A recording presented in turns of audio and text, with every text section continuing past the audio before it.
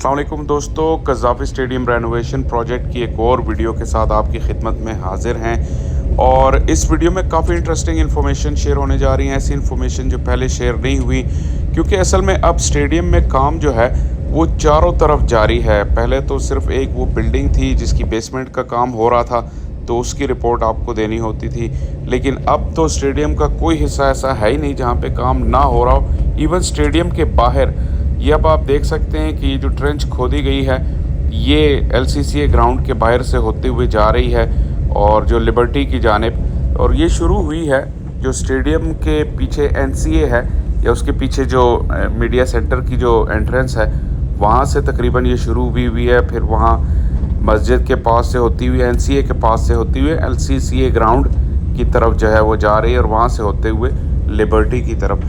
यहाँ निकासी आपका ये एक बहुत बड़ा प्रोजेक्ट है जिसकी वजह से ये ट्रेंच खोदी जा रही है। अंदर का काम तो आप देखते ही रहते हैं, लेकिन यहाँ इस इलाके में बारिश के बाद काफ़ी पानी खड़ा होता है, तो इसके लिए एक रेज़रवायर बनाया गया है और उस रेज़रवायर में ये सारा इस एरिए का जो बारिश का पानी है वो निकासी होकर उस रेज़रवायर में जाएगा, जो कि काफ़ी बड़ा है। ऑलमोस्ट जो स्टेडियम की बेसमेंट के लिए खुदाई की गई है उतना ही बड़ा वो रेज़रवायर है। और अगर स्टेडियम के अंदर की आप बात करें तो आप देख सकते हैं कि बेसमेंट से ऊपर का काम अब फाइनली शुरू होने जा रहा है, लेकिन बैकग्राउंड में आप देखें कि तमाम ही स्टैंड्स के अगले हिस्से वो तोड़े जा चुके हैं। तो जैसा मैंने कहा कि अब स्टेडियम में सिर्फ एक ही जानिब काम नहीं हो रहा, तमाम ही जानिब काम हो रहा है, लेकिन फिर भी ज़ाहिर है ज़्यादा अटेंशन जो है मेन बिल्डिंग के ऊपर है कि मेन बिल्डिंग ज़ाहिर है इसके बगैर तो यहाँ कोई क्रिकेटिंग एक्टिविटी हो ही नहीं सकती। उसको आप देख सकते हैं कि काफ़ी हद तक उसकी जो है वो भराई हो चुकी है, जिसे लेंटर कहना चाहिए, वो डल चुका है और उसके ऊपर पिलर जो हैं ग्राउंड लेवल से अब ऊपर जाएंगे। लेंटर डलने का मतलब ये है कि नीचे जो आपको तकरीबन 15 से 20 फुट अंदर नज़र आ रहा था आपको एक गड़ा जिसे कहना चाहिए, लेकिन वो ज़ाहिर है कि बेसमेंट की शक्ल इख्तियार कर चुका है। और वहाँ पे क्या पर्पज़ होगा, कार पार्क, ज़ाहिर है ये इन्फॉर्मेशन हम आपको पहले दे चुके हैं। और पीसीबी की कार पार्किंग पहले नहीं होती थी, इसके अलावा वीवीआईपी जो मूवमेंट होती थी उनके लिए भी कार पार्किंग के लिए आप अक्सर पंजाब स्पोर्ट्स बोर्ड का जो एरिया है वो यूज़ होता था, या हॉकी स्टेडियम की जो पार्किंग है वो यूज़ होती थी। पहली दफ़ा आपको एरियल शॉट्स भी दिखा रहा हूँ। एरियल शॉट से आप अंदाज़ा लगा सकते हैं कि ये जो बेसमेंट की खुदाई है ये किस रुख हुई है। आप देख सकते हैं कि जो ग्राउंड का हिस्सा है इसका वो नैरो है और ग्राउंड से पीछे आते हुए ये चौड़ाई में इसकी जो है वो काफ़ी इजाफा हो जाता है। और इसके अलावा आप एक अंदाज़ा ये भी लगा सकते हैं कि जो फ़ज़ल महमूद और इमरान ख़ान इनक्लोजर्स हैं उनके साथ भी काफ़ी जो है वो जो उनकी चेयर्स की सफाई है और स्टैंड्स की सफाई की गई है। और इसके अलावा जो 360 आपको ग्राउंड में जंगला, जो पुराना जंगला था उसके तकरीबन मेरे ख्याल 10 से 15 मीटर अंदर एक और ट्रेंच खोदी गई है और अंदाज़ा यही है कि स्टैंड्स को वहाँ से उठाया जाएगा ताकि जो स्पेक्टेटर्स का व्यू है वो करीब से करीब तर हो सके।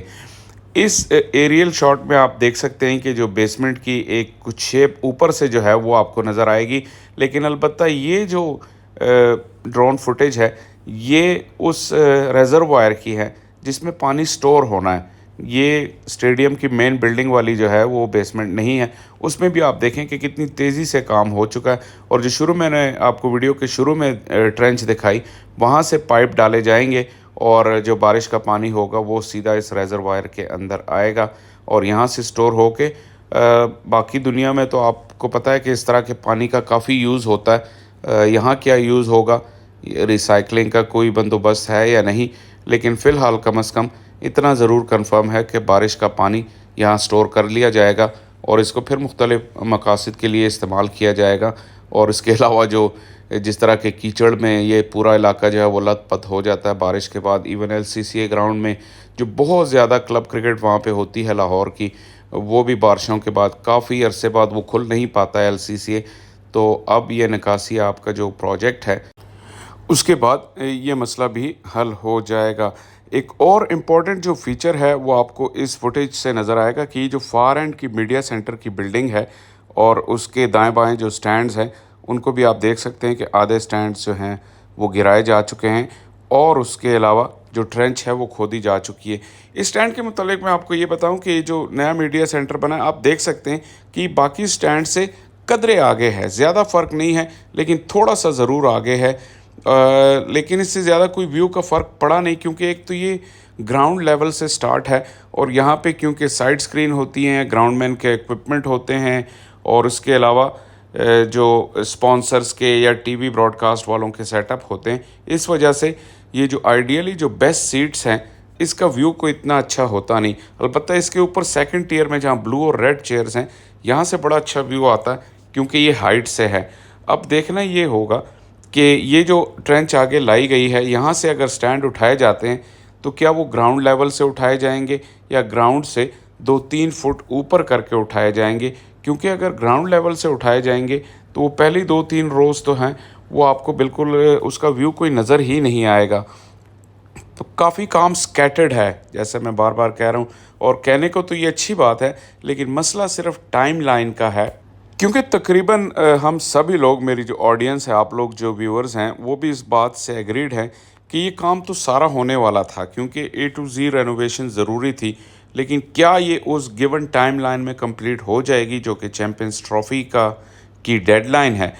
बेसिकली तो मसला इस वक्त यही बना हुआ है, क्योंकि इससे तो किसी को इनकार नहीं कि इन सब स्टेडियम्स की जो है रेनोवेशन, अपग्रेडेशन बहुत ज़रूरी थी।